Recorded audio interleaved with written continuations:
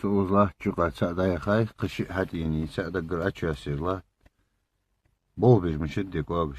Очистные сооружения в Карабулаке не работают, а ассенизаторные машины приезжают и сливают нечистоты в колодцы, которые напрямую попадают в реку Сунжа. Автор видеообращения Магомед Хамхоев, житель Яндари, на такую картину наткнулся в очередной раз, когда приехал в Карабулак порыбачить. Жалуется, в загрязненной реке даже и рыбы не осталось. Так, обеззаражить,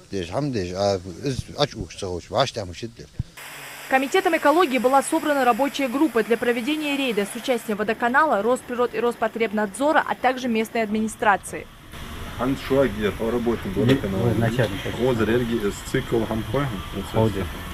Давай посмотрим. Давай от начала, да?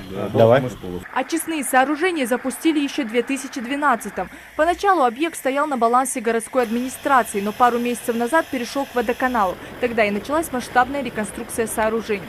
Где полностью все это заросло, полностью камышом зарасти диалаки. Вот эти иловые площадки уходить некуда было, полностью полные стояли. Света не было. Свет нам подали. Все это хозяйство мы убрали, иловые площадки опустошили, вот с нуля мы начали работать. Как правило, на предприятии вода должна проходить 3 этапа очистки. Механическую, которую проводят при подаче горячего воздуха, хлорирование и биохимическую. Необходимые работы и очистные в данное время начали функционировать. Мы проводим механическую очистку, хлорируем. Теперь проводим объем работ, чтобы сделать последнюю ультрафиолетовую очистку. И, думаю, в ближайший месяц полный цикл работ по этому будет завершен. Река Сунжа относится к объектам федерального значения. В связи с этим ранее Роспотребнадзором и Росприроднадзором были отобраны пробы воды для установления степени загрязнения. Сброс воды был загрязнен. В связи с этим мы в отношении администрации возбудили дело, так как очистные сооружения были на балансе администрации. Администрация нам дала документ, что уже на баланс Ингуш регион водоканал уже перекинули. И в отношении Ингуш водоканала мы проводим сейчас дело административного расследования.